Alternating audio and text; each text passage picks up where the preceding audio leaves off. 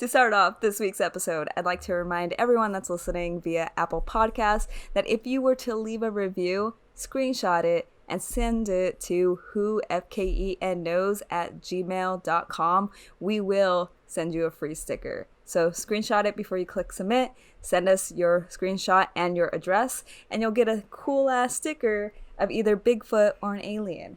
And here they are here. Boom, that's the Bigfoot one. That's the alien one. Has a little wine glass. And yeah, now let's get started.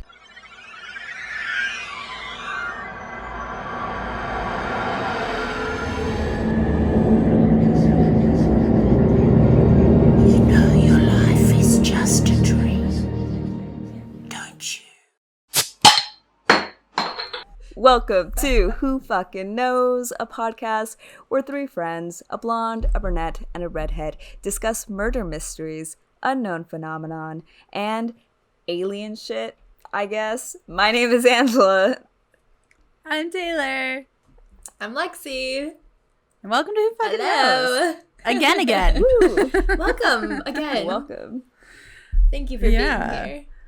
Has anyone done anything interesting the last couple of days since we've recorded? I feel like I have, but honestly, my mind always draws a blank when you ask a question. I'm like, what did I do the last 2 days? I've done nothing. I'm missing hours. I'm just kidding. Oh boy, that's complicated. Well, I have a fun little thing. James and I celebrated our 2-year anniversary together, and it was very special and very fun. We just drank and sat in a jacuzzi with a couple of friends and then just had a great night together. And I woke up with a smile on my face, and happy 2 years to us. Yay. Happy 2 years. Happy anniversary. That's so sweet. Thank you. I know we're noobs in the game of dating when it comes to you and James, Ange, but we're feeling pretty good. Yeah, you guys are doing great. You guys are our favorite couple, by the way, so it doesn't matter if you guys are noobs or not. Like, you're holding strong in our eyes. Yes. You're one of ours, too. Woo-hoo. So thank you. And then you moved away. Oh, okay, cool. So we are drinking something from the electronic bar again this week. Lexi and I are drinking the Pineapple Princess. And look at that. Elegant as always in the mini bottles. And I'm so excited to try it. Lexi, tell me about what the electronic bar, this drink is all about. So, the Princess's Pineapple is afternoon elegance. The muted beige color is composed by immediately steeping, it can't read, it's really small. Steeping one pineapple half in Antonio Blanco tequila. Ooh. The taste of sweetness with a lingering spiced finish is found by oven roasting the second pineapple half, marinated in vanilla, cayenne pepper, cloves, allspice, ginger, and agave nectar. Holy shit. The smooth touch on the palate presents itself when both halves are combined and aged for 2 weeks. That sounds amazing. Like a tropical party in my mouth. That sounds like they put a lot of effort towards this drink, and I appreciate that. Smells so good. You can taste the second round of the oven roasting in it. It has this like good toasty feeling to it. I really enjoyed this taste, and it has a little bit, just a very hint of the cayenne in there or whatever the fuck it was. It's so good. And I like the bite in it. Like you can taste tequila, but it tastes so good. It's enjoyable. The pineapple. And if you aren't picking it up, but the electronic bar is a service that you can go through Instagram at electronic_bar_experience, and you can see what their drink lines are. We're doing the first and second because Angela has a different old fashioned of this week, and we're just letting you know what we think about them. And if you like what you're hearing, then you should go to their Instagram and order their drinks, especially since a lot of bars and stuff are closed, or we're staying safe during this like interesting time in the world right now. And so you can bring the bar experience home and wonderful handcrafted drinks. Yes. Delicious. Angela, what are you drinking this week? So this one, I'm excited about this because I really like old fashions and stuff. So this one is a fiery hog, and what attracted me to this one the most is the first 2 words in its description, which is spicy bacon. So it's the spicy. Can't go wrong with spicy bacon. Yeah, can't go wrong there. So it's the spicy bacon espresso old fashioned, and the little description on the back says, fiery hog is bold and confident. The appearance begins by deepening buffalo's trace's natural rich color to a dark, vibrant brown by Cafe Bustora's espresso.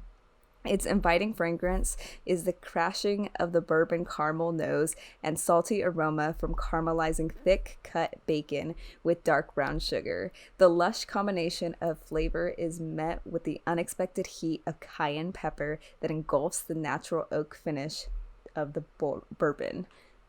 So, doesn't that sound like, oh man. Orgasmic? Yeah, I'm excited. I gotta put this in my cup. Pour. Yeah, I'm like, you could probably hear that beautiful pour in your eardrums. This tastes like it's going to get me drunk. So Perfect.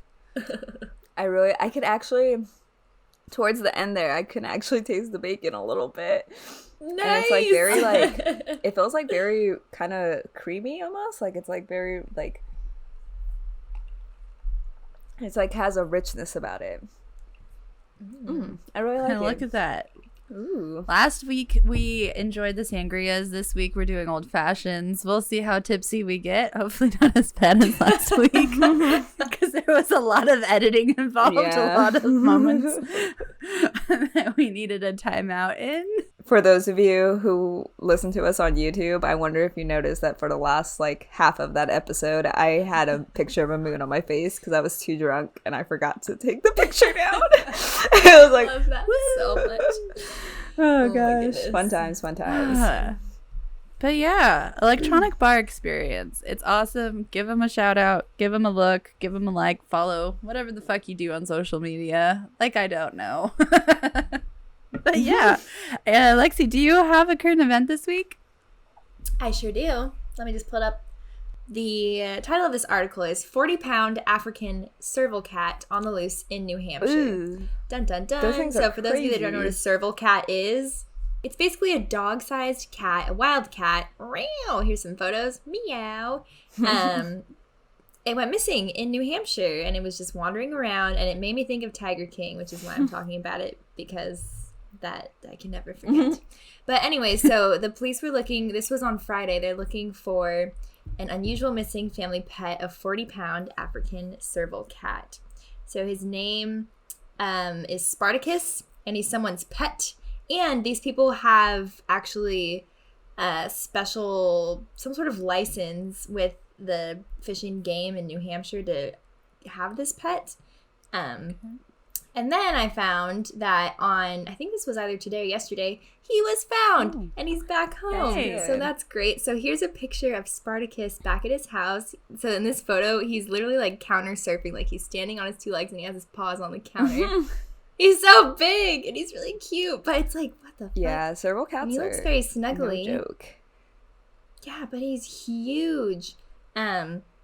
So it's said that they caught him by putting out his favorite blanket and also placing some, quote, irresistible rats on it. I guess that is his favorite treat. So yeah, Spartacus is back home, safe and sound. He just had a little adventure in New Hampshire around the town, but that's my little funny current event I have for you. That's cool. When you said, talked about the rats on the blanket, that reminded me that a few mornings ago, I went outside and my dad's cat Monkey is an outside cat, right? And as soon as I stepped outside, I stepped into like a pile of guts because he like caught something. I'm pretty sure it was a rat, but it was like, that didn't look like a rat. It just looked like a pile of innards. And I was just like, oh my God. And Monkey was there like, hey, look what I brought you. Like, aren't you surprised? Are you proud of me? You're welcome. I was like, oh, Monkey, no. Yeah. Oh boy. Oh gosh. I love the fact that he has a favorite blanket. Because Yeah, that's adorable. And his name is Spartacus. That's really cute. Yeah. something you would name your future child. Shut the fuck Lexi. up. I feel attacked. You're not wrong. If you guys ever get the chance, you should watch videos of servals eating raw chicken because they like go nuts on like the whole freaking chicken. It's God. ridiculous. I'm But- sure. On that They're note, cats. I have a story for you guys that has nothing to do with raw chicken, But Shucks, that was bad. I'm leaving. yeah, I know. I'm sorry. So let me just jump right into it. So the United States Space Force is the space warfare service branch of the U.S. Armed Forces. Initially, it was formed as the Air Force Space Command on September 1st, 1982. The Space Force was established as an independent military branch on December 20th, 2019, with the signing of the United States Space Force Act, part of the National Defense Authorization Act for 2020. And that happened about 40 years after the Air Force Space Command was formed. So just take note of that, right? Similarly, the United States Air Force was initially formed as part of the United States Army on August 1st, 1907. And the United States Air Force was established as a separate branch of the U.S. Armed Forces on September 18th, 1947, with the passing of the National Security Act of 1947. So exactly 40 years later. Similarly to like the Space Force, right? So just for some perspective here, when World War II, it ended in 1945. So the reason why I bring that up is because the other day James randomly was like, did you know the Air Force was established in 1947, but World War II ended in 1945? Because he's like a huge history buff. And I was like, that is kind of crazy because planes were used in the wars, you know? So I'm like, whoa, they didn't even have their own branch. So so I kind of think about that as I read the space thing, because it kind of made me think like, okay, what have they been doing in space to the point that they wanted to form an independent branch of space? So the interest in space for military actually started with Hap Arnold, who's the commanding general of the United States Army Air Forces, or he was. And he was an early adopter of the fact that space operations would one day be crucial for the military. And that was like back in 1945 during World War II. So while we're talking about the 1940s, let me plop in a little bit of information. So firstly, in 1947, a private pilot named Kenneth Arnold reportedly spotted 9 glowing UFOs zooming over Washington's Mount Rainier. The public went wild for the so-called flying saucers. Shortly after, the U.S. government launched Project Sign to determine if such objects were a threat. In 1948, so a year later, Project Sign allegedly published a document called The Estimate of the Situation, which suggested that extraterrestrials were a possible explanation for UFO sightings.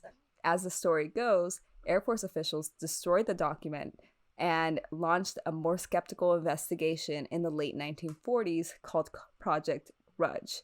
So they released this document and then retracted it and kind of were like, what are you guys talking about? That didn't happen. That other document never existed. Just kidding. JK. So, secondly, Typical. I'm going to drop a little bit of knowledge about an alleged organization that is well known in the community of those who are interested in uncovering the truth about UFOs and potential alien life. So Majestic 12, or MJ-12, is claimed to be the code name of an alleged secret committee of scientists, military leaders, and government officials formed in 1947 by an executive order by U.S. Harry S. Truman to facilitate recovery and investigation of alien spacecraft. By the way, Roswell, like the big alien space or alien crashing site, occurred in that same year.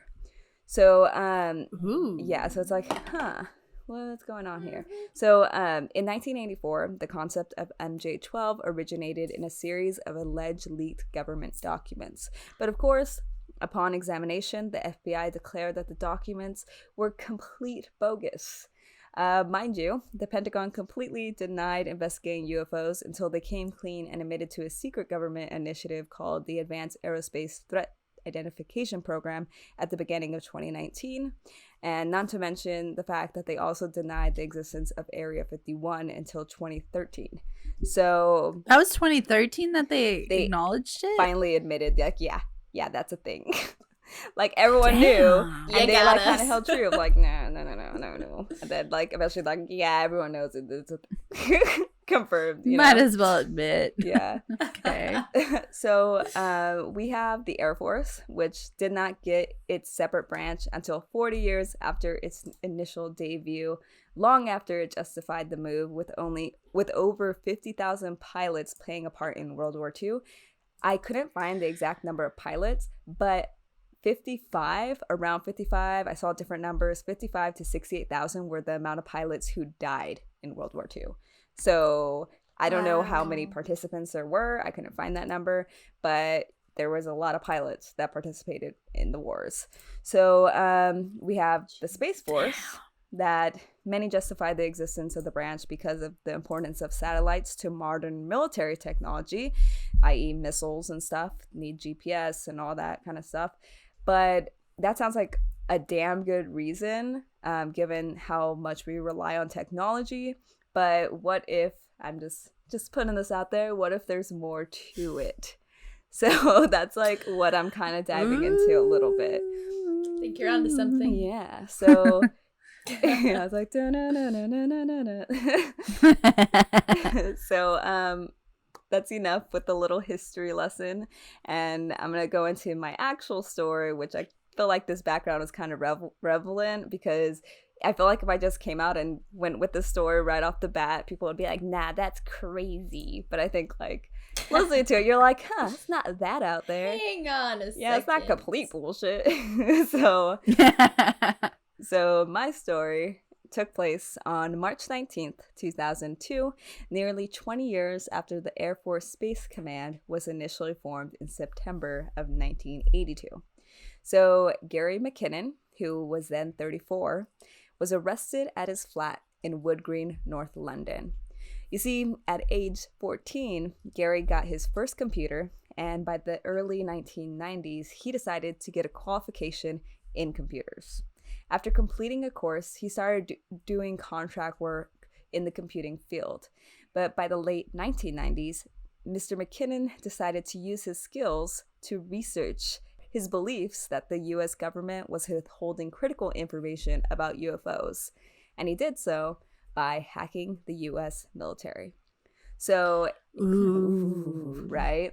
So, you don't want to be known for that. Mm-hmm. Like, I respect you, but I also terrified of you. Yeah. You the real MVP, Gary McKinnon, taking one for the team, you know? Yeah, give us that info we so crave. Yeah. So in a BBC interview in 2005, so like a decade later, he said, I found out that the U.S. military uses Windows, and having realized this, I assumed it would probably be an easy hack if they hadn't secured it properly. Using commercial and available software, Mr. McKinnon probed dozens of U.S. military and government networks. He found many machines without adequate password or firewall protection, so he simply hacked into them. His search for truth regarding UFOs quickly turned into an obsession that eventually led to his arrest. So Scotland Yard detectives were acting on allegations from the United States Justice Department and NASA that he had hacked into U.S. military computing systems in an attempt to bring them down. The U.S. pressed for the extradition of Gary, who allegedly caused $800,000 worth of damage to computers between 2001 and 2002. So like late 1990s, he started hacking them, and then 2001, 2002, they started catching on. And in 2002, he was arrested. And they were pressing for extradition, which is like they wanted him to face his charges in the United States since he was in London. If he was convicted in the United States, he could have faced 70 years in prison. Yeah, it is claimed that between February 2001 and March 2002, Mr. McKinnon hacked 97 United States military and NASA computers over a 13-month period between February 21st and March 2002 at the house of his girlfriend's aunt in London.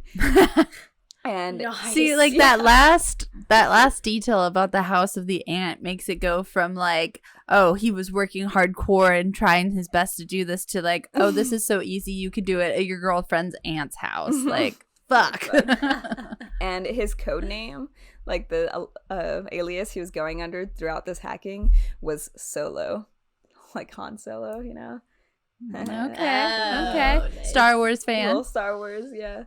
So the Americans allege that he altered and deleted files at a U.S. Naval Air Station not long after the terrorist attacks on September 11th, 2001. They describe Mr. McKinnon's hacking as intentional and calculated to influence and affect the U.S. government by intimidation and coercion. But Mr. McKinnon, or Solo, as he was known online, has always said he was no web vandal, no virus writer, and he never acted with malicious intent. In 2009, in 2009, he told the BBC, "I am not blind to criminality, but I was on a moral crusade. I was convinced, and there was good evidence to show, that certain secretive parts of the American government intelligence agencies did have access to crashed extraterrestrial technology, which could, in these days, save us in the form of a free, clean, pollution-free energy." He added, "I thought if someone is holding on to that, that is unconstitutional under American law. I didn't think about jail sentences at the time." And so you might be wondering, what did he find? What did he find hacking freaking 97 computers? What did he find? So among the things I found, there was an Excel spreadsheet titled Non-Terrestrial Officers, which I took to be a space fleet made of human personnel, not aliens. It lists their names. Wait. When you say I, does that mean yourself or him? Him. So like I should have made a voice. Among the things, voice that sounds I more demand realistic. a voice. I gotta lower my voice. He's in London. I'm the man now. I think he's Scottish. Yeah. Among the things, I Scottish can't man. do Scottish accent, but I'm talking like him now. He said, "Among the things I found, there was an extraterrestrial spreadsheet titled Non-Terrestrial Officers, which I took to be a space-going fleet made of human personnel, not aliens. It did list their names. I couldn't find them on the internet at the time. There was also a list of ship names. I googled the ship names, and there was no matches, so I knew they weren't ocean-going vessels. Some of the names of the ships were..." Oh, this is not him talking, sorry. Then, some of the names of the ships were the same names as the people who are allegedly involved in MJ-12, which is like the organization I mentioned earlier, of like the secretive military U.S. government organization. So apparently some of the names seemed like they were like a tip-off to those people who may have been the founders or played some big role in this organization. So they may have been like named after them, you know? So within another folder labeled Unfiltered, he also found a satellite image of an unusual spacecraft. So this is him talking again. He says, "What came onto the screen was amazing. It was accumulation of all my efforts. It was a picture of something that definitely wasn't man-made. It was above the Earth's hemisphere. It kind of looked like a satellite. It was cigar-shaped and had geodesic domes above and below to the left and the right and both ends of it. And although it was a low-resolution picture, it was very close up. The thing was hanging in space, the Earth's hemisphere visible below it, and no rivets, no seams, none of the stuff associated with normal man-made manufacturing." But at that moment, that's like what led to his arrest. He said he lost the chance.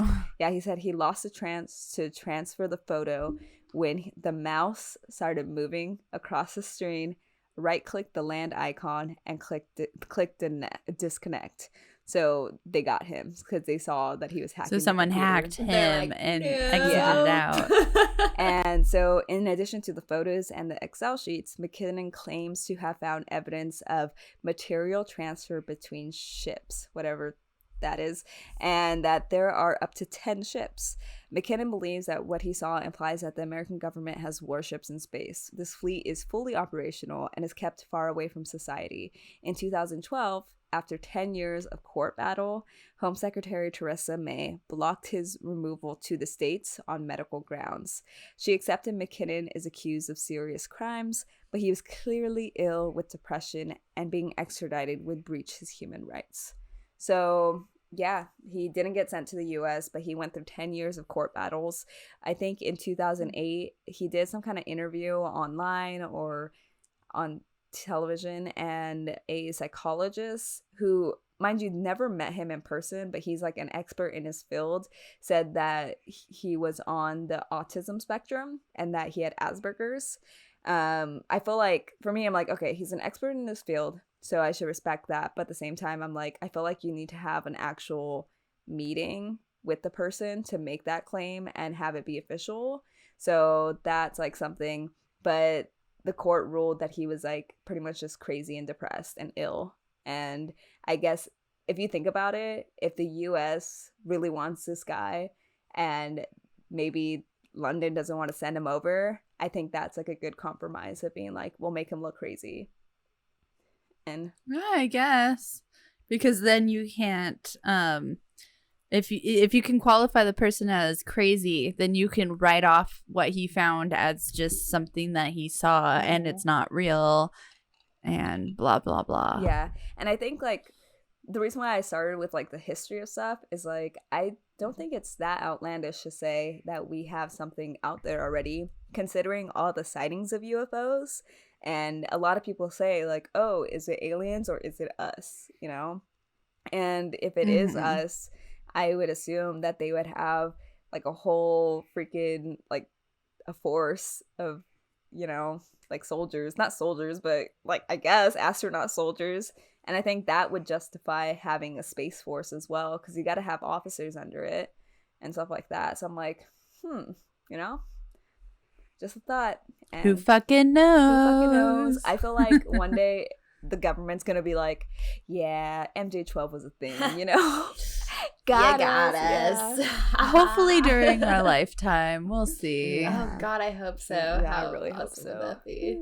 But that is my story. Who fucking knows if he actually hacked them? Who fucking knows if the U.S. Space Force has a little bit more going on than they lead it to be? And yeah.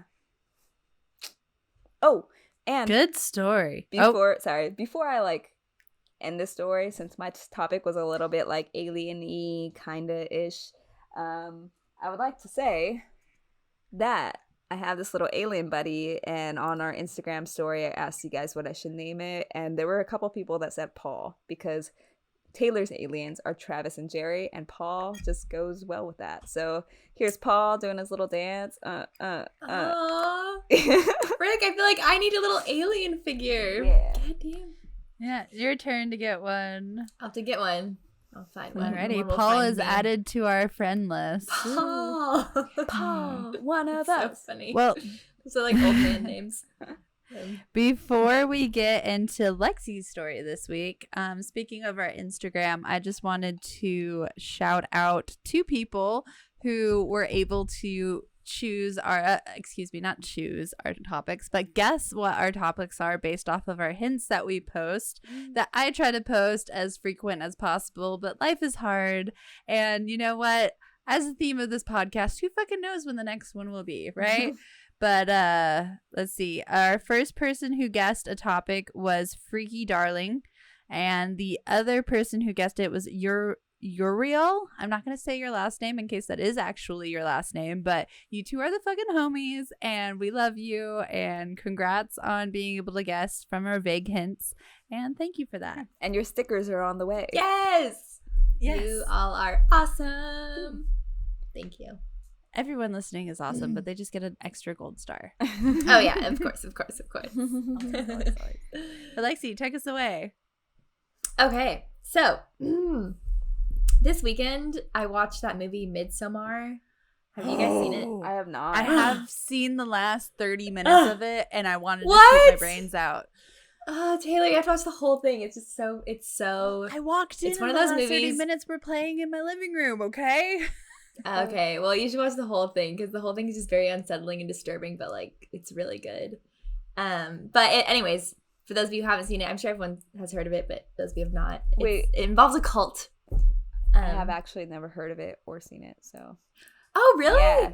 Okay. Bring it on, Yeah, so Lexi. it's a movie involving this like cult in Sweden, and that's pretty much all of the relevant things that has to do with my story. Okay. Is that it has to do with this really creepy cult that have really interesting and very disturbing rituals. So And this human week sacrifice? and human sacrifice, exactly. this week I will be telling you all about the Heaven's Gate cult. Dun dun dun. Yes. I've Yeah. heard so much So- about them, but I have never actually looked into it, so I'm happy to hear the full history and story of I them. know. Again, yeah, there's so much information about it, and I'm gonna do my best to do what I can in like however long, 20 minutes or so. But let's get right into it. So, Heaven's Gate was an American UFO religious cult based in San Diego, California. It was founded in 1974 and led by a man named Marshall Applewhite and a woman named Bonnie Nettles. So, on March 26th of 1997, deputies at the San Diego County Sheriff's Department discovered the bodies of 39 members of the group, including that of Applewhite, in a house in San Diego suburb of Rancho Santa Fe was the name of the suburb. So all these people had participated in a mass suicide and coordinated a series of ritual suicides. Sorry, my phone, the Hey Siri turned on when I'm saying suicide. I don't know why. That's Siri's like, fucking are weird. you doing okay, Lexi? I got don't your need back. you. I got your back. I'm fine. You're like, here's the suicide hotline thing. I know, what the fuck? Stop listening to me. But anyway, so it was a mass suicide and a ritual suicides and they did this to reach what they believed was an extraterrestrial spacecraft following the comet called Hale-Bopp. So just before the mass suicide, the group's website was updated with this message.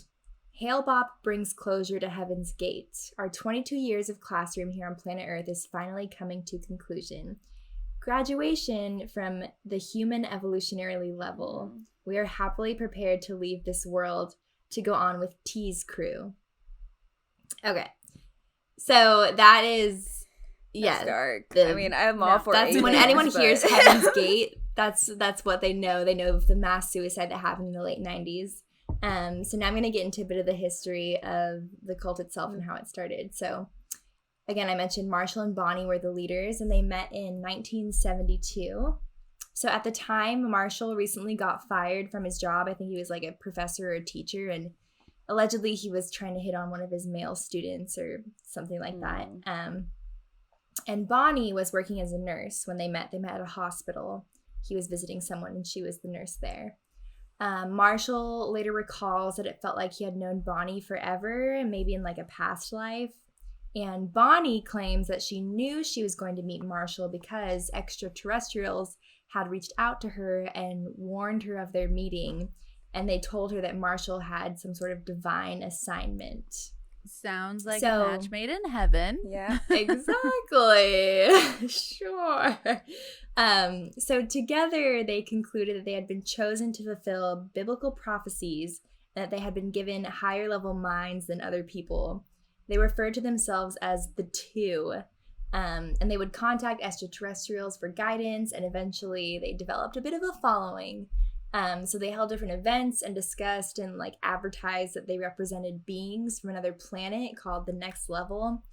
And this planet sought participants for an experiment, and those who participated would be brought to a higher evolutionary level. So that's kind of how they like got their followers and got people in and advertised their little group, club, cult. Whatever you want to call it. Yeah, so again, they've been doing this for years. They met in the early 70s, fast forward to like mid 70s to early 80s. They began to refer to themselves as Doe and T, and they called their followers or the group the Crew. And they began touring around the United States. They gained more followers. They held meetings, all that jazz, as a cult does. So in 1985, Bonnie died of liver cancer. And this is sort of like when it begins to like downward spiral after her death, because this guy, Marshall, takes over. And essentially the group becomes very reclusive, and they start to identify themselves as a higher source, and their website starts becoming like sketchier and sketchier. And rumors began spreading throughout the group in the following years that the upcoming comet Hale-Bopp housed the secret to their ultimate salvation and ascendance into the kingdom of heaven. So they're like, oh, this comet is going to get us where we need to be. Yay. So fast forward to October of 1996, members of T's clan, so T is the dude, Marshall. Mm-hmm. Sorry. No. So they rented this house in San Diego and they called it the Monastery. Is this the house that you have on the drive? This It is, looks like an yes. Oh, thank you for reminding ordinary me. Actually, house. I'm going to show a picture of the house. This is the house that they were renting in, that they were later all found dead in. Ta-da! Very cute little San Diego Wait, they're house. renting it? No one owns it? They're renting that shit. They paid $7,000 a month in cash to live in that place. Can you imagine having a rental property and then all of a sudden find my like almost 40 people dead inside That's of it? so true. Horrible What are tenants. the fucking tenants thinking? Yeah. Yes, Oh my God. seriously. Damn. The poor landlord. So anyways, the same month they moved into that house, they also purchased alien abduction insurance, which is apparently a thing, and that would cover up to 50 members and pay out $1 million per person. And the policy covered abduction, impregnation, or death by aliens. What? So that's interesting. Fucking thing. Can I James, sign up? sign me Just up. kidding. Yeah. Can I sign up? Just in case. I don't know. That's ridiculous. Damn. I know. Someone's like making some bank off of people. Yeah. That's horrible. Mhm. I'd say like, Travis, come and abduct me so I can get some money. Yeah, they get that Yeah, insurance I know. money. Damn. So fast forward to March 19th through the 20th of 1997, Marshall started taping himself in something called The Final Exit, and he was speaking of a mass suicide and claiming that was the only way to evacuate this earth. And here's a photo of him in his video. He looks fucking crazy. He's like, I'm an old guy with white hair that's not there. exactly, yeah. So that's him. That's our guy, Marshall. So basically he was saying this mass suicide would, be the only way to evacuate the earth. And after he asserted that the spacecraft was trailing the comet Hale-Bopp, basically the event of them killing themselves would represent the closure to Heaven's Gate. And by doing all this, he essentially persuaded his 38 followers to prepare for ritual suicide so that their souls could board the supposed craft that he spoke of. Marshall Applewhite believed that after their deaths, an unidentified flying object would take their souls to another level of existence above human, which he described as being both physical and spiritual. So their preparations for their mass suicide also consisted of each member videotaping a farewell message. Oh, man. Did they have any of the farewell messages? I was gonna look it up online, but I'm like, I don't want to be sad. And I'm not sure if they were ever published, but I'll get into what happens to those tapes. I bet it's kind of a nice relief for the family if they have access to it, but at the same time, I don't think I'd want to watch it if one of my family members were a part of this. I know. Yeah. I know. There's a really good podcast. I think it's just called Heaven's Gate, but it actually might have some audio of those tapes. I'm not sure. That's like, but it's eerie. really chilling. Yeah. Okay, so to kill themselves, the members took phenobarbital, which I think is just like a tranquilizer, mixed with applesauce or pudding, and then washed it down with some vodka. Additionally, they secured plastic bags around their heads after ingesting the cocktail to induce asphyxiation. That's horrible. They were double tapping that shit. I know. They're like, we just need in to case get to this our doesn't work. UFO. Yeah. Damn. So all 39 of them were dressed in identical black shirts and sweatpants, and also brand new white Nike Decades athletic shoes. And they also each had armband patches that read Heaven's Gate Away Team. And I guess that's like a Star Trek reference, which they did a lot in their cult. They had a lot of Star Trek references, which is why? Yeah. That's, man. Yeah. So each member had in their pocket a $5 bill and 3 quarters. The $5 bill allegedly was to cover any vagrancy fines while members were out on jobs, while the quarters were to make phone calls. So they like had this stuff with them to prepare for their next life, essentially. Okay. Once a member was dead, a living member would then arrange the body by removing the plastic bag from the person's head, followed by posing the body so that it laid neatly in their own bed, and then their faces were covered with a square purple cloth for privacy. The identical clothing was used as a uniform for the mass suicide to represent unity, and the Nike decades were chosen because the group, quote, got a good deal on the shoes. Oh, So- okay. I feel like I Nike was know. like, fuck, I knew we shouldn't have done that sale. I know. They're like, God This damn. time we'll do 45 or more, not 30. Yeah. Damn. So right now I'm Shit. showing a photo of the Nike shoes, and I'll also show this photo. It's, you can just So- pretend they're sleeping That's in their When beds. When you say that someone would arrange the bodies afterwards, did those people also commit suicide and they were just like the last ones left in the corner type of deal? Exactly. So it was like groups of, I think it was like 15 people, and then 11 people, and then X amount of people. And I'll get more into how they figured that. Yeah, it was 15, and 9 people over the course of from March 22nd to the 26th. Oh, they did it over 4 days. Mm-hmm. Ooh. So it was 21 women, 18 men, and they were all between the ages of 26 and 72. So no kids. So no kids. Well, okay. But it was believed that they died in 3 groups over 3 days. And yeah, like you said, the remaining participants would clean up each group, and groups of first 15, then 9 people. So That the situation, leader, I would want to be like team 1. I know, Like, me just too. tell I don't want to first. have to. I don't wanna deal with clean dead up. bodies. Yeah. yeah. God, I know. Imagine being the last group. Like, okay, guys, well, it's our turn. I'd be like, fuck this. Finally. I don't want to. So the leader, our guy Marshall, was the third to last member to die.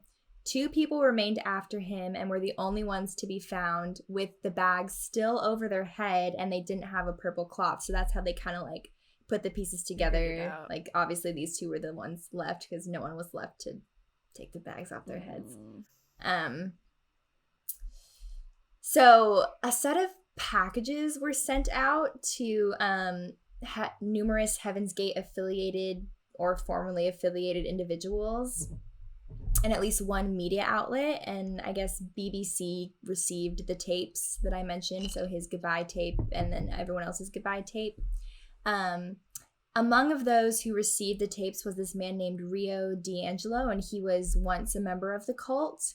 So the package D'Angelo received on the evening of March 25th contained 2 VHS tapes, so the final exit tape from Marshall and then all the farewell messages. And it also contained a letter that said, "We have exited our vehicles just as we entered them," among other crazy things.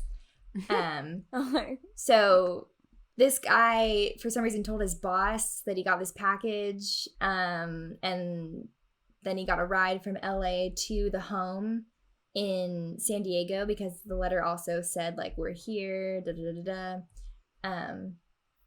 So D'Angelo, upon arriving at the house, found the back door to be purposely left unlocked, and he actually used a video camera to film what he found. And then he told his boss, like, oh my God, there's people dead in there. And his boss was like, you need to call the police and tell them what you saw. So he calls 911 and he's like, can I make an anonymous tip? So here's like the transcript of the 911 call. So he says, yes, I need to report an anonymous tip. Who do I talk to? And the sheriff's department says, okay, this is regarding what? And he says, this is regarding a mass suicide, and I can give you the address. So I would not want to be on that call. I know. So the single deputy who first responded to the call entered the home through a side door and saw 10 bodies and was nearly overcome by a very pungent odor. So at this point, the bodies were already decomposing because it had been like a few days later, and it's hot in San Diego. After a cursory search by 2 deputies found no one alive, they both retreated and then waited to come back until they got a search warrant. But they retrieved all the bodies and they were ultimately cremated after getting them out of the house. So obviously this was widely publicized in the media as an example of a mass suicide. When news broke of the suicide and their relation to the comet Hale-Bopp, the co-discoverer of the comet, a man named Alan Hale, was very drawn to the story. So he later spoke at a press conference in regards to the event and discussed the scientific significance as well as popular lore of comets and gave like a personal account of his discovery. And here's a quote from him, and this was something he said even before he had heard about this or knew about Heaven's Gate. And he says, "We are probably going to have some suicides as a result of this comet. The sad part is that I was not really surprised. Comets are lovely objects, but they don't have apocalyptic significance. We must use our minds, our reason." So he was saying, like, I discovered this comet and I think there might be some repercussion to it. Like, I know there's no apocalyptic significance, but other people are probably going to think there is. And then he was right. Unfortunately. Yeah. And at least 3 former members of the cult died by suicide in the months after the mass suicide. And they said things like, I'm going to join the others and stuff like that. So there was like, even a wave afterwards. Not as strong yeah, as a wave, but there was still a copycats wave. I know. So, like, who fucking knows if those people ever got to their UFO or if they're just crazy. I don't know, but that's, like, such a heavy story. Yeah, that's insane. Yeah. Very interesting. Cults the least. are very mind-boggling. But, yeah, that's what I have for you this week. Well, thank you. Sorry to bring it down. That's crazy. For though. once, it's not me. If I ever join a cult like that, please do everything to stop me. Just kidding. Angela, you no. best believe I will fucking break down doors. I will call the army fleet and we will drag you out. Fuck everyone else, but I will not You're let like, my all friends right, be this excuse crazy. me, go ahead, do whatever you want to do with that bag, but no. Nope. No applesauce for you. No applesauce. Spit it out. Oh god. Fuck. Well, I have something that's a little bit more spooky. I don't want to say that it'll bring you up, but it's definitely more on the spooky spectrum. And I don't know. I think Lexy may know, but it's called Dear David. Have you heard of Dear David, Angela? I have not, actually. So I'm excited. God. When you did your hint on our Instagram, for those of you who are listening and haven't checked that out, you should.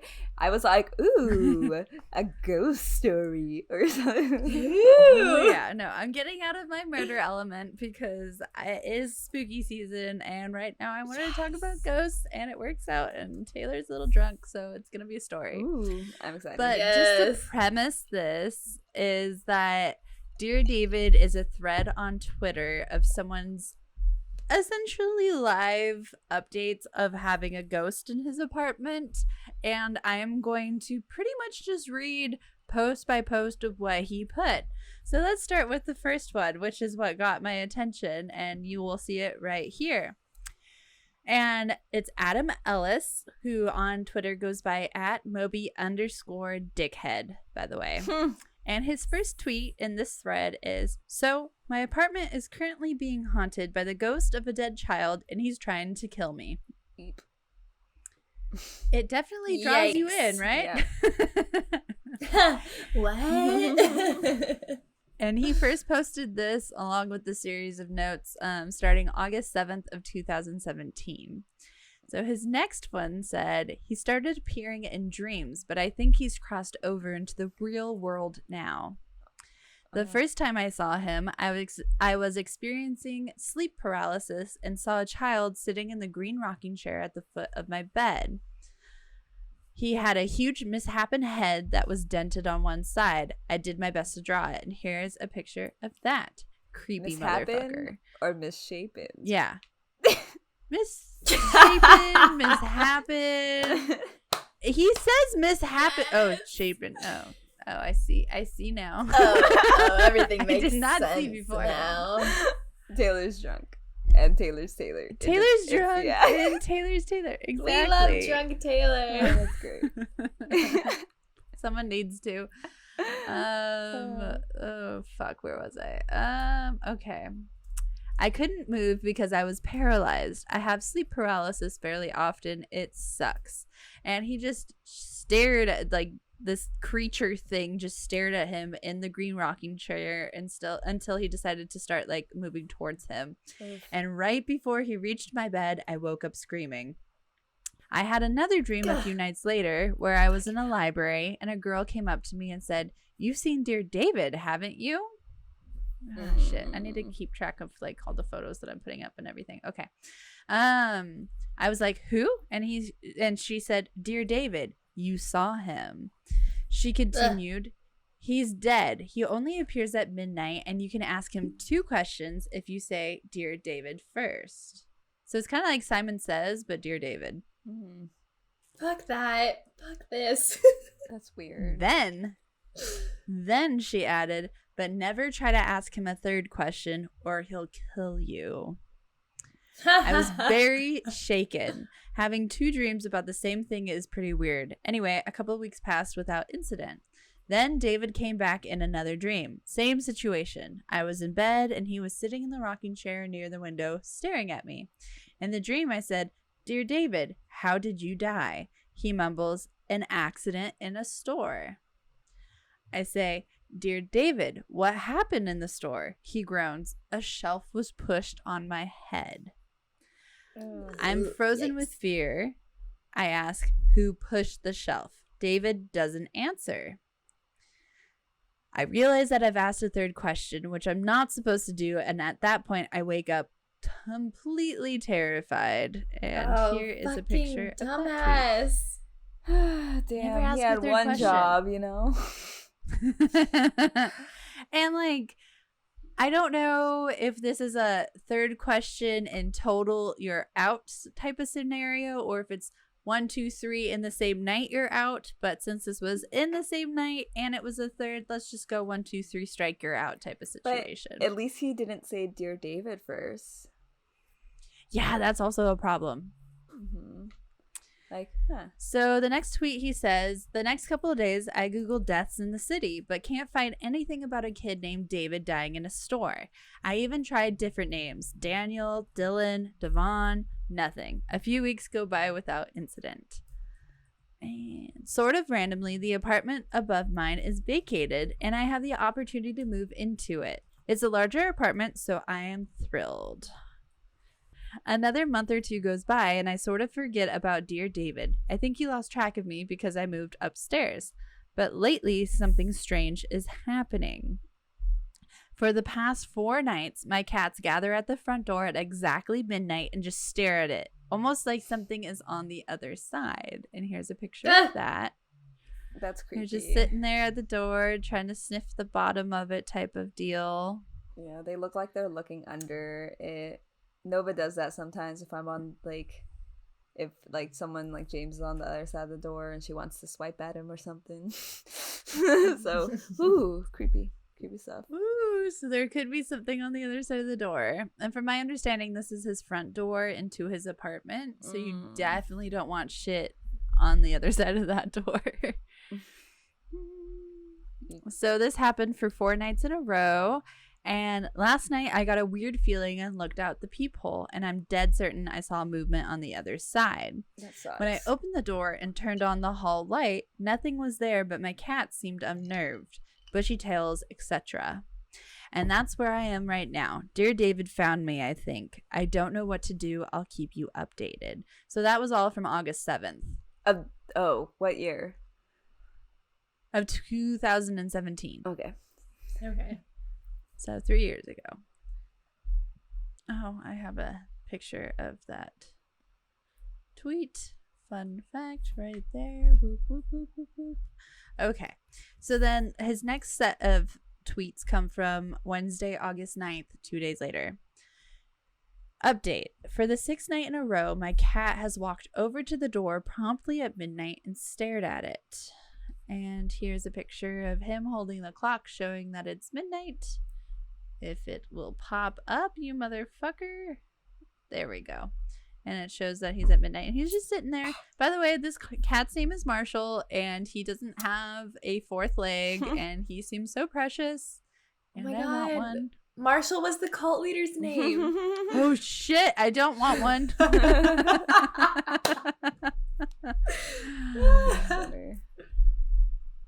So Marshall's the one focusing at the door there. The black cat, I don't know what the fuck his name is, but he's not as important. Okay, so then he goes on to post a video of the cats, both cats at the door, and ask like what's going on. I watched the video. Honestly, it's just two cats at the door looking at it. They're not really making any noises. You can go and look at it. We'll have the link down below that you can see all of this live and everything, whatever. But like, quite honestly, there's nothing there in my mind. And then Adam posts, okay, so I took a photo through the peephole because I'm too scared to open the door. I feel like I saw something. I couldn't tell, so I mustered the courage to open the door. Nothing was out there, but I took another photo. Look at this. And here is the first photo of the peephole that you are probably looking at. Is it just me, or is there something in the first photo? Right there, the banister meets the shelves, hiding on the stairs. Again, I don't really see anything. I'm a little optimistic about this one, to be completely honest, but like, I do not see anything. Do you guys see anything in the photo through the peephole? Not really. I see like a weird shadow, and then like, yeah, mostly just shadows. well, actually, if you look at like, okay, where where he said the banister meets the thing, if you look at the shelves, like the picture of the shelves, you can see a clear like sharp corner. But then when you look at the shelves in the other picture, the corner isn't as sharp. Do you see that? Yeah. Here's another zoomed in more photo of it because he wasn't sure, so if it was a smudge or something, so he took another photo from inside, and he again claims there's something there. Oh, yeah, again, no, I just see like a discoloration of maybe a shadow or a smudge, but I don't see any true forms, which we will see later on. Just saying. But definitely freaky, right? Yeah. Mm-hmm. So his next tweet said, I deadbolted the lock and got into bed because I don't know what else to do. I can still hear my cat meowing at the door. Oh. I am pretty scared. Next set of tweets come from Thursday, which is the next day or 2 days after. I don't know. I don't do math. August 10th. It's been pretty quiet tonight. I'm going to try out a sleep talk app to see if anything happens during the night. I'm heading to bed, but the cats are back at the door. They only do this in the middle of the night. It's routine now. And so this is the next night of tweets. And here we go, just minutes before midnight. Again, he posted another video of the cats next to the door. I didn't think it was really that important to share. So Friday, August 11th, his first post says, I used a sound app to record my apartment last night. It makes individual recordings each time it hears something. There were 33 recordings from last night. Most of them are pretty vague. A couple of them are passing cars and the like, but there are 3 that I'm interested in. I'm not going to put the audio for these because, again, I didn't really hear anything other than the white noise of sleeping with a fan on type of thing. But he claims that at first he heard a snapping sound and what seems like a single step. It's odd because I didn't get out of bed last night. And like you can kind of hear a step, but honestly, it just kind of sounds like if someone were to record their night sleeping and maybe they moved around a little bit and there's some like static, especially since there's the cats and stuff. Like, I'm a little hesitant about that. And then the second one, only one of them had this strange electric sound going throughout it. And again, it didn't really sound like anything, so I don't think it's really that important. The third one he was interested in follows the electric static, and that's when he was just groaning in his sleep. And these all happened between 2 and 3 a.m. 3 a.m. is the witching hour. Sorry. I wake up like every fucking Taylor, night I'm at driving to your 3 house or tonight 3:30. because I'm going to be afraid. Please do. I can- have an extra bedroom just for you. I'm closer, just saying. Oh, Angela's closer. Never mind. I'm driving to Angela's house tonight because I'm afraid. Ouch. But I blame Taylor for telling this story. So on Saturday, August 12th, he posted a selfie getting the F out of my haunted apartment for the week. And I think this is, so this is a picture of him. He looks cutie. Hi, cutie.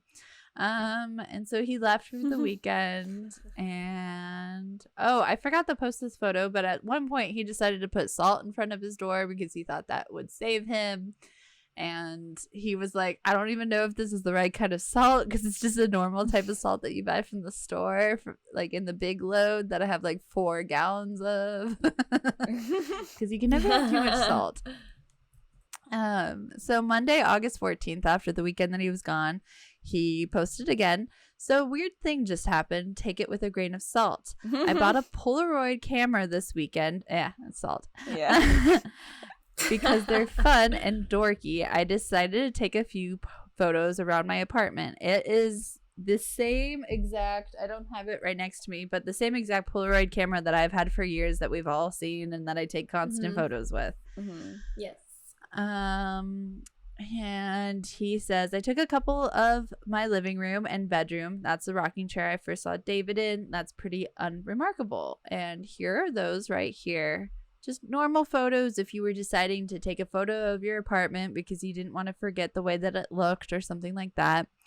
And then I went into the hallway and snapped a photo. The Polaroid, which you can see right here, developed completely black.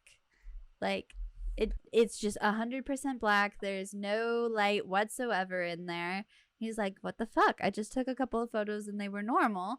Like, what could be a possible reason for it? So he ripped open a pack and checked to see if any of them were just undeveloped or something like that. And the whole pack was completely white, showing that, no, we're good. We can take a photo with these type of thing, right?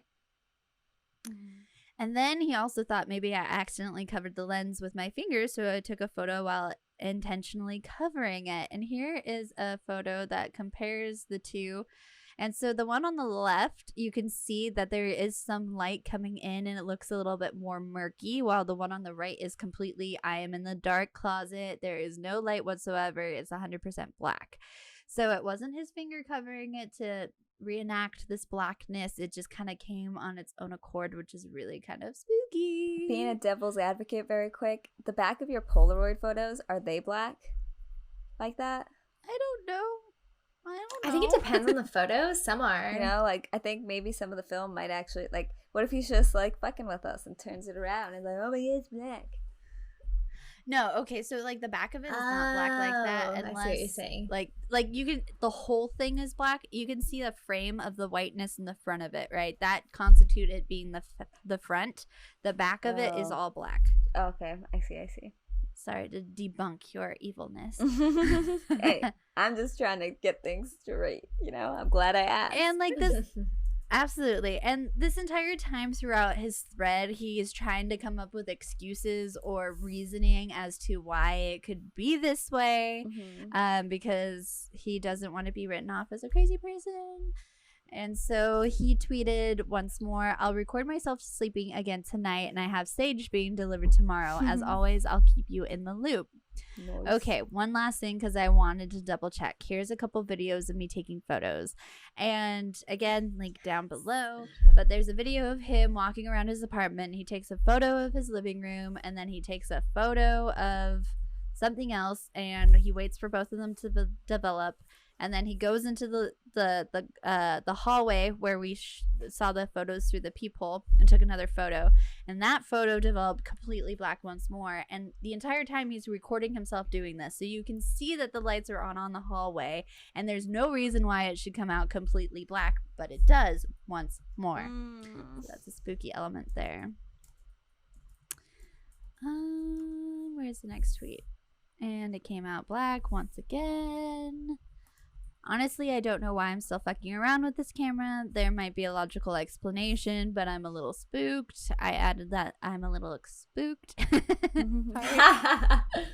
Because I was just like, okay, if you're taking photos of things and it's coming out like this, only in this one space, it's a little concerning here. Just saying, just like a dog not entering a house and barking all the time. It's haunted, okay? Someone told me to take photos from farther away, so I tried that once with my iPhone and once with a Polaroid. Left this with my phone. Right as with the Polaroid, the hall light was on both times. Why is it pitch black each time with Polaroid? And I don't think this is the photo. Yep, no, that's not the photo.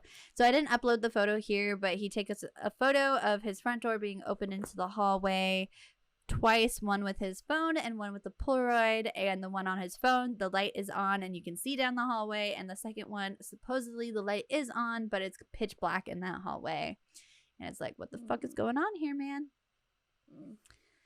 He says, this whole thread has been really convoluted, and I'm sorry if it's hard to follow. I just thought this was all weird and wanted to share. And his next post was the day after, and he said, folks have been urging me to get some sage, so I did, and he's saging his place, and he's hoping that it'll do some good. He's saging the hall, and definitely saging the hell out of the rocking chair that he first initially saw Dear David in, and that's not the photo. That's not the photo. I don't have the photo. It's fine. Shh. Honestly, sage doesn't seem like it'll help much, but I'm open to anything. I barely slept last night. I keep waking up feeling like something was wrong, but who knows, maybe this will do something.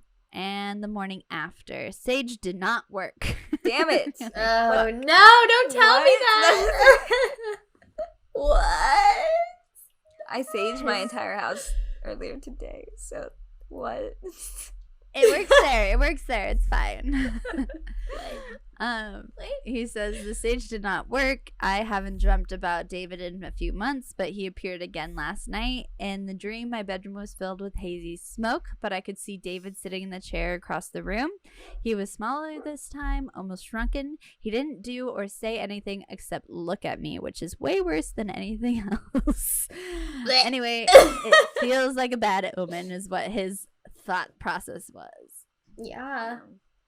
Dude, one time, this reminds me of one time where I had sleep paralysis, and it was kind of creepy because I was not able to see clearly, but I was trying to wake up but couldn't. And I swear there was like a kid, and then I can see like a woman trying to come into my door, like she was in the doorway, and I was trying to wake up, and they were just like, it was all blurry, and like I could see that it was like a kid and a woman. And then eventually, after like trying to scream for what felt like an hour or something, I finally like got out of it. And that kind of reminds me of like, fuck, was that David? David and his mom? No. Never came back. Watch him come back tonight. Oh my Jesus. Okay. So oh my Jesus. do have a photo of him saging the shit out of things. So that's what's showing right now, and probably flashed just a few seconds ago while I was figuring out what photo I was on. And then on Friday, August 18th, 2017, he posts, it's been 2 weeks and he still does this every night at midnight, which are the cats next to the door. Other weird stuff has been happening as well. I've been recording myself sleeping, and it picks up this weird static electricity sound every night at 3 a.m. It lasts about 5 minutes. This morning I woke up to the whole house shaking. It felt like a small earthquake. I debated even mentioning that on Twitter because it sounds made up, but I distinctly felt the house swaying. It's just a whole bunch of small things happening at once. I feel so uneasy, but right before a thunderstorm comes, everyone is telling me to move, but I don't have any guarantee that this won't follow me. Which, like, honestly, smart thought process here, because yes, I would want to move too, but I'd be like, if it moves with me, then there's no point in moving, and moving fucking sucks, so I'm not gonna do it. Yeah, that's true. Like, it's like, who's to say? And it hasn't gotten violent yet, you know? Yet. So the next night, he tweets, they just issued a thunderstorm warning for tonight. And I'm sorry, we're loading once more. That's okay. Angela, you had to mention something about your drink. Yeah, so for this drink, it's like, as time has passed, it's a little too thick for me. I'm gonna be honest here. Like, the taste is good, but then after it's sitting here for a little bit, I can kind of see like it not change, but like whatever's in it kind of separated, so I had to shake it up again a little bit. But like it makes me feel like I'm kind of possibly drinking a little bit of that bacon fat, which I don't know how I feel about that as of right now. The taste overall is good, but the texture of that like separation kind of threw me off. But I'm still gonna drink it, but like I'm just gonna give my honest opinion here very quick. Good. Yeah, with the Pineapple Princess, I'm still, well, I did enjoy it, as you can see my empty glass. But it's like a slow sipper, one that I want to enjoy. It's not something that I want to throw back and get drunk on. I think not that was the goal or anything like that, but just a little side note there. I feel like that's like the whole thing of like an old fashioned, you know? Old fashions are usually very like slow slippers. And I think that, or sippers, not slippers. But I think that's like my same problem here is like maybe I'm drinking it too slow because my ice is hecka melting. And I think the water from my ice is making it separate faster or like more, you know? So if you're able to drink it fast, then woo, by all means go for it. But it is like, does have a strong taste. So I think that is what's going on here. I'm like being too slow about it, and then the bacon fat is like, "Hey, come on and drink me." Hello. I'm here now. Alrighty. So his next thread of treats. Oh God, Taylor.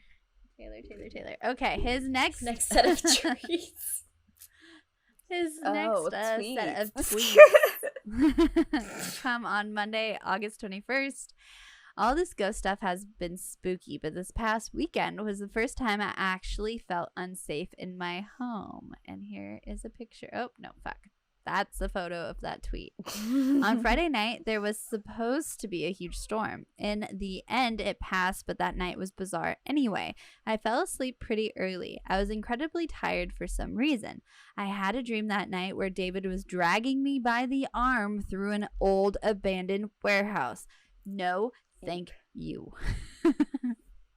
I'm not sure why I didn't fight back in the dream or how he was strong enough to pull me, but that's dream logic for you. It was a creepy dream, but I didn't think much of it when I woke up. I took a shower and then I noticed something. I woke up to a huge bruise on my arm, and here's a photo of that. I don't like, is the discoloration, if you guys are looking at the photo, going down the entirety of his arm? Because all I see is a normal arm with hair and maybe a red spot kind of in the, like, closer to the hand side of things, but closer, like, in between the halfway point of his arm and his hand, there might be a red spot. Yeah, I kind of see a bruise. Like, it's about an inch or two down from his wrist.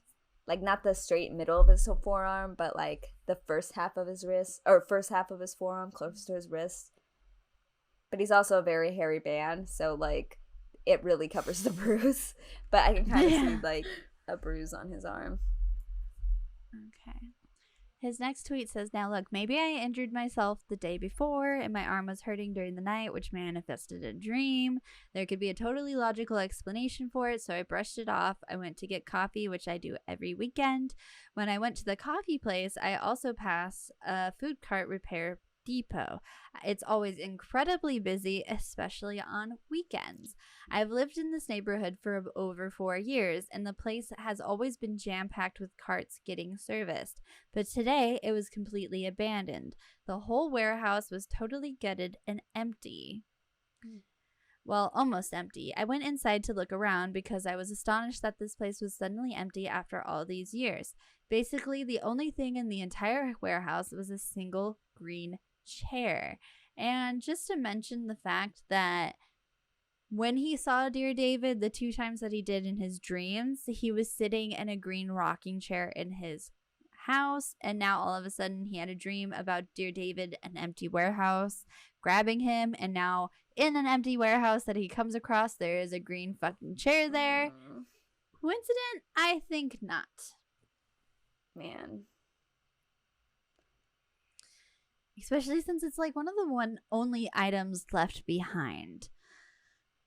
Next tweet says, on my way back from coffee, the warehouse has been shuttered. It remains shuttered since, which essentially is the garage door being down. The chair, my bruise, dreaming about an empty warehouse, and then passing by one. It gave me the creeps. Needless to say, I didn't sleep much that night. Too many strange things are happening and more frequently. So I don't know. Anyway, it was a strange weekend. Friday, August 25th, 2017. There have been a few small developments in my apartment, but I'm not really sure what to make of them. I just know I'm scared. If you recall, my cats usually gather at the door at midnight, but lately it's been getting earlier and earlier every night. I was almost used to a routine, so when they started to cry at the door closer to 10 p.m., I was confused. They began a new routine: hover around the door at 10 p.m., cry for about 15 minutes, then wander off as if nothing's wrong. But this week, something else has been happening.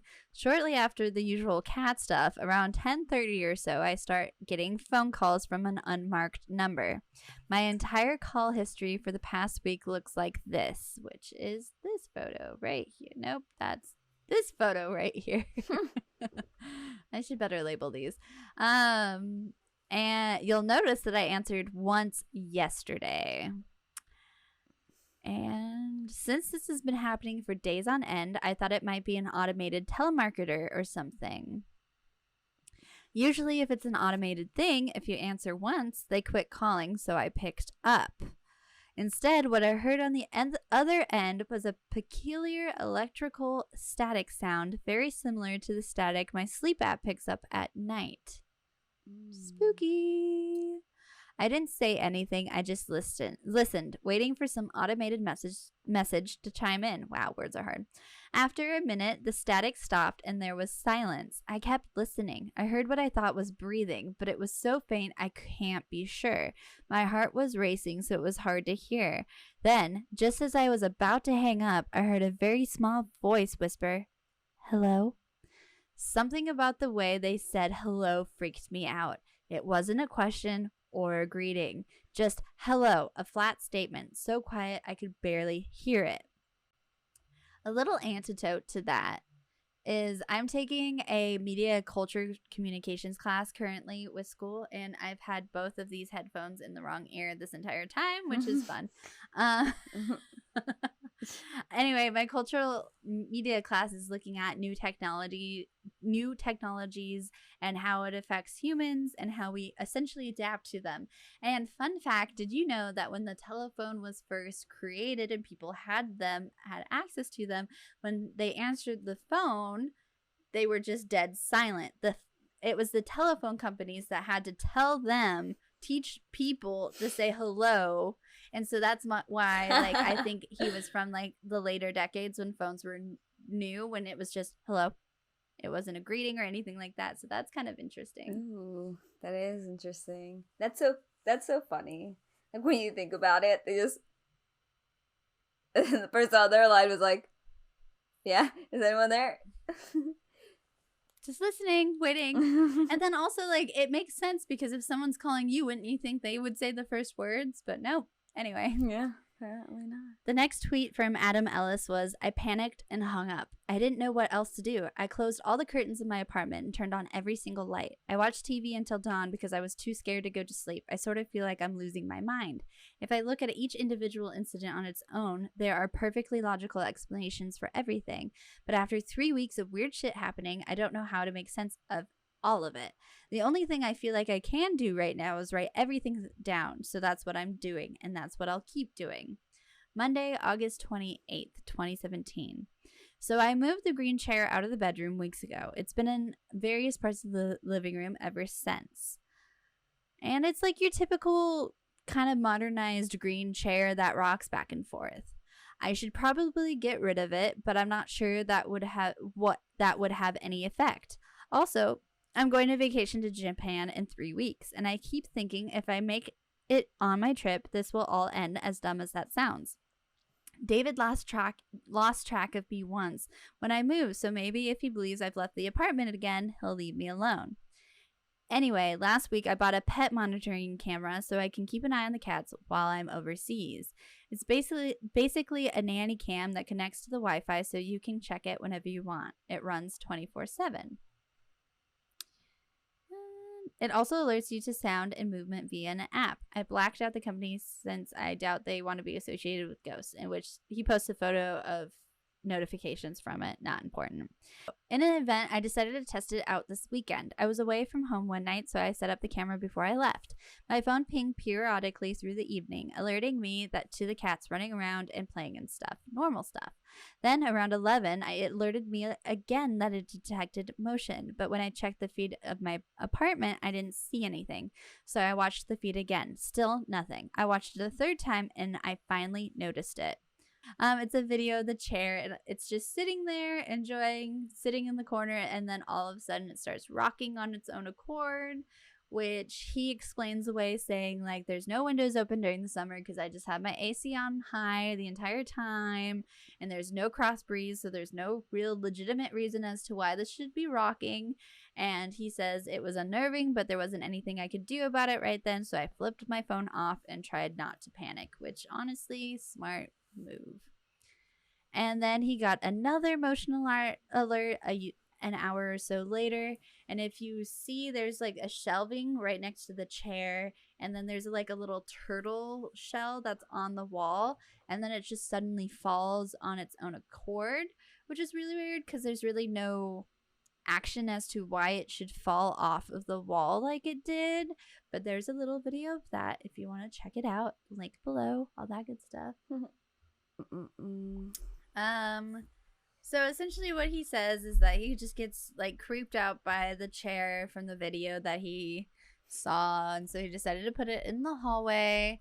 And then it's not until September 5th that he decides to post again, and it says, "It's happening again. I've been leaving the nanny cam on 24/7. It records every time there's movement or sound, as you know. I was going over the feed from this weekend and noticed some weird stuff. During the night on Saturday, while I slept, it recorded the cats in the living room. It seemed pretty unremarkable at first, but then after a few moments, Maxwell freaks out and jumps over something invisible." So Maxwell's the one who's missing the arm, and I didn't realize that he actually was missing an arm until this video.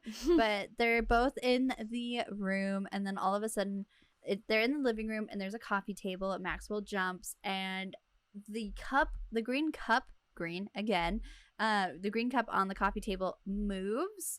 Not like a movement because there was a jump nearby that vibrated and made me move a little bit. No, it was more like a slide across the table. Just very small, but still enough to make me go, what the fuck? And both the cats were watching at this, and Maxwell also like kind of freaked out a little bit, and Adam was like, maybe it's a bug, though I don't ever really get bugs in this apartment. I've been in this duplex because he was at the bottom unit, now he moved to the top unit for the past 3 years, and I've never really gotten any like bugs at all in the apartment, which lucky you.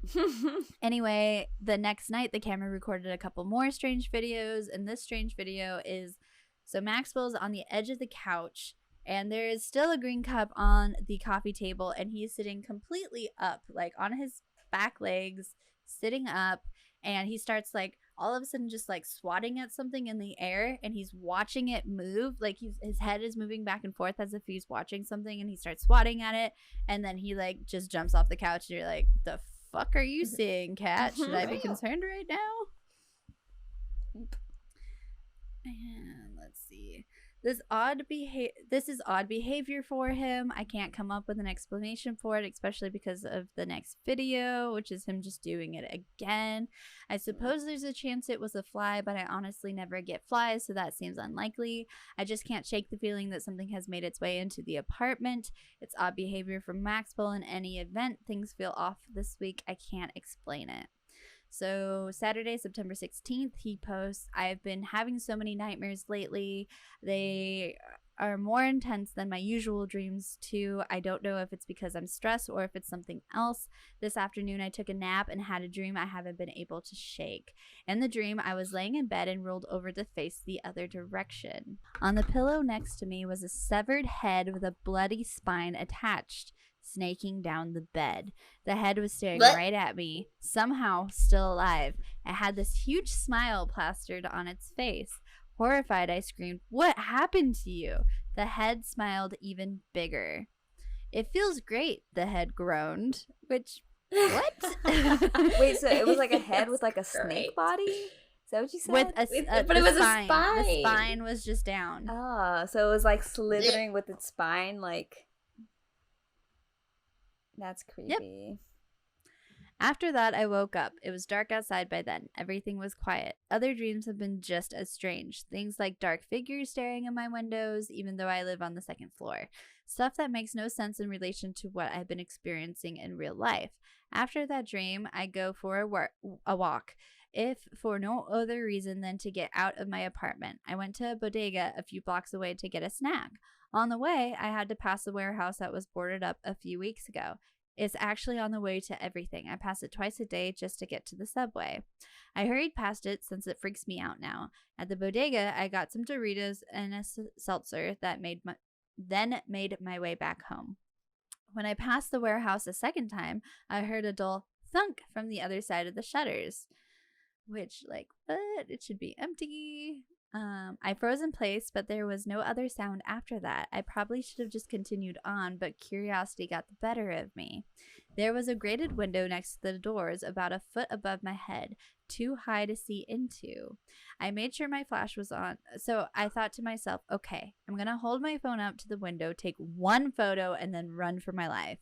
I made sure my flash was on, positioned my camera lens through one of the grates, and snapped a photo. I almost thought I saw movement when the flash went off, but I couldn't be certain. The light bounced off the grates and was pretty blinding. I couldn't even look at the photo. I just ran all the way home. I was too jumpy to look at it for a while. I just ate my Doritos nervously. When I finally did look at the photo, here's what I saw. It seemed to be a different part of the warehouse, maybe an office. And here is a photo of that photo. And as you can see, it looks like some things in an office, like bundled up.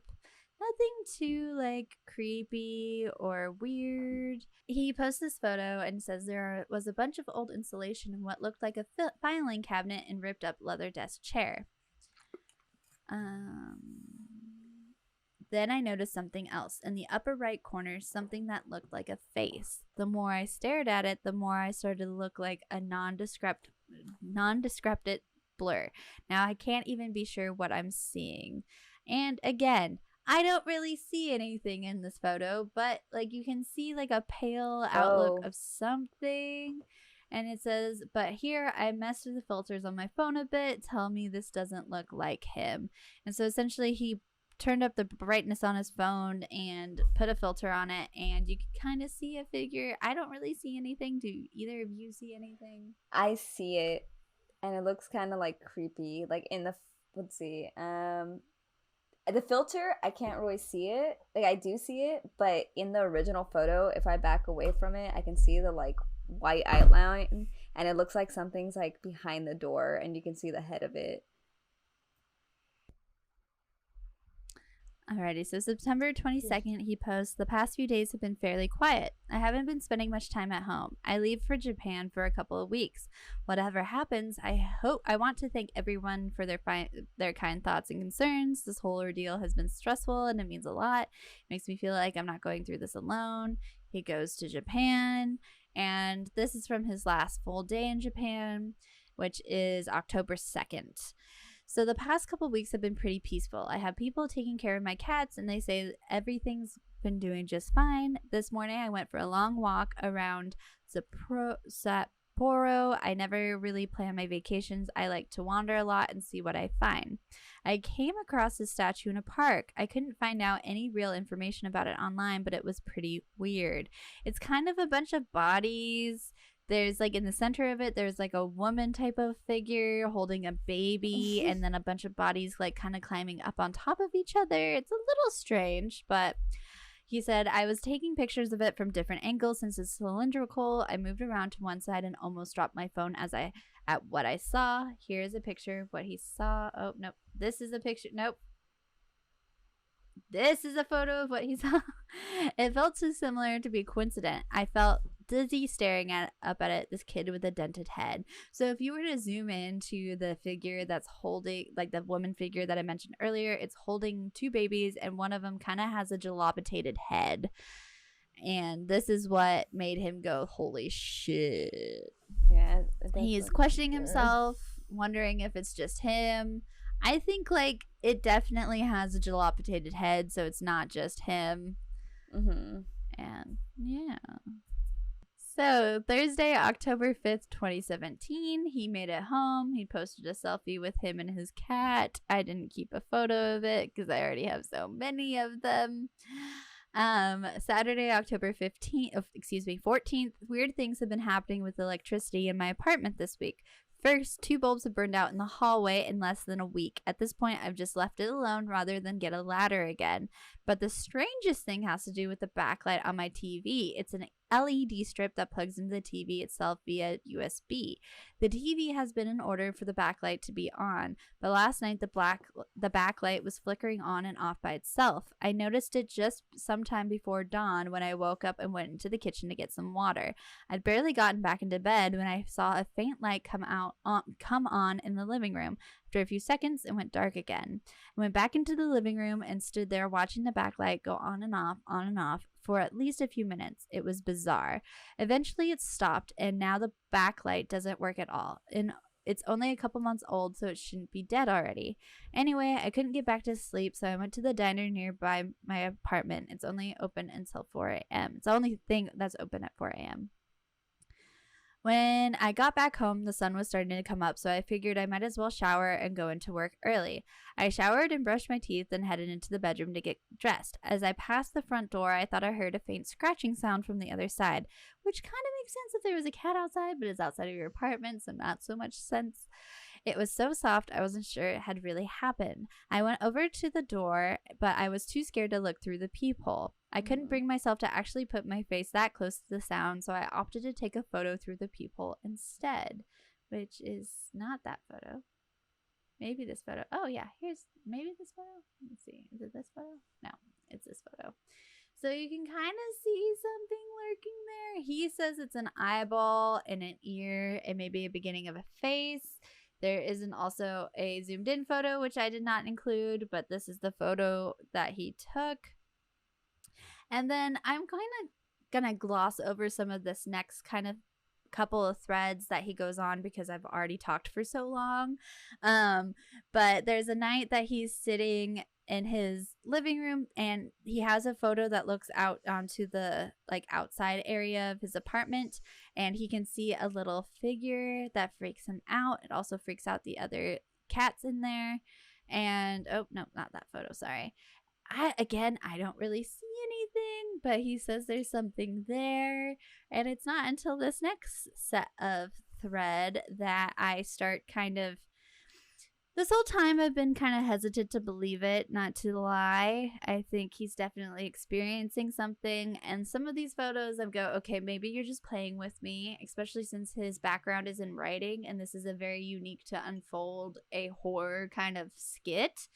But the next couple of photos has a little bit more going in them, which I'm excited for. So he had some friends come over and like do some cleansing and do some readings, and everything appeared to kind of go back to normal. The cats weren't gathering at the door anymore. He stopped having dreams. He felt like things were over. He could start to move on. However, then one morning last week, and he posted this October 26th, I was walking to work and past the shuttered warehouse as usual. This time, all the metal doors were wide open, sunlight pouring in. The warehouse was still mostly empty, except for like an old-fashioned car that was pretty cool in my opinion, but kind of creeped him out. And he tried to like let it out of his mind, but something else happened that night. It was around 11 or so, and I was watching TV on the couch. I went into the dining room to get a drink from the fridge and noticed both the cats sitting by the far window staring at it, and that's where he found something outside. And so he has another dream, and he sees Dear David in the chair again. I don't have the green chair in my room anymore. This time it's a recliner I've had for years. He was staring right at me, just like the first time. Again, I felt paralyzed and could barely move, but this time something was different. I still felt mostly immobile, but I could squirm just a little bit. I felt more alert. I could move my hands somewhat. David glared at me, and I dreaded what I knew was coming. He was going to get out of the chair and come towards me like before. I had to do something. I kept my phone next to me on the bed and somehow managed to get a hold of it. I thought, if David is going to kill me, maybe I can at least get evidence on my phone. I started snapping photos in the dark, and here is the photo. Not that photo. Here's a photo. You can kind of see if you turn on your brightness. I had to turn my brightness up pretty high, but you can see like this creepy boy doll thing sitting on the motherfucking couch, just staring down at him. And that no is big weird. deal. It's fine, but it creeps me out.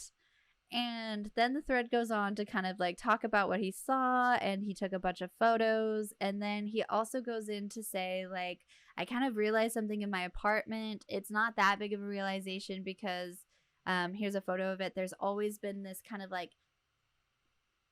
entry mark on the ceiling, which he figured went straight to the rooftop and was the only access to the rooftop of the building. However, he never thought much of it until he started hearing noises coming from this specific space. And then there's also a skylight on his roof because he's on the top half of the building that he can look up onto. And there is a definite like space between that sunroof, which is the absolute top of the roof, to where this door is. So he's like, there's a space between the sunroof and this door that is just there that I've never looked into, but this, I'm starting to hear noises coming from this, and I'm thinking it might be Dear David, and it's creepy. And so he buys a long ass pole, and there's a video of it on his Twitter thread that he walks down the stairs, and he has his pole, and he's just pulling it up until it opens. He like kind of hits the top thing there, and it opens up, and something drops in the video, and he takes a photo of it, and it's this kid's shoe that is small and leather, and it looks really old and dilapidated a bit, and you're just like, where the fuck did this shoe come from? It's creepy as fuck. And then he also finds this green little marble, and he thought it was more of a marble, but it's kind of like a weird shape to be a marble. It's a little dilapidated for a marble, and it has a small bump on the end. And apparently that is like a super popular like marble toy or something back in the day, which would be dated precisely with like the shoe. And so things started to escalate a bit, and I'm summarizing because again I've been talking so long, and I'm sorry this is a long episode.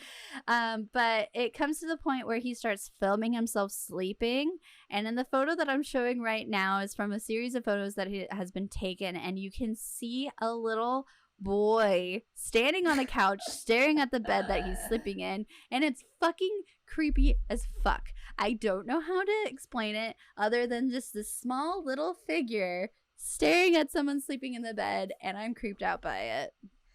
Oh god. And the last photo that he has of Dear David of this thread, because it's just taking a series of photos, is the one displaying right now. And it's like a kid's head with a little bit of hair and an ear up close to the camera. You can still see the bed on the ground and the figure on the bed, but this head right there, and it's poking out. And I'm like, what the fuck is wrong with you? Like, how have you not moved at this point when you know there's a little figure watching you as you sleep?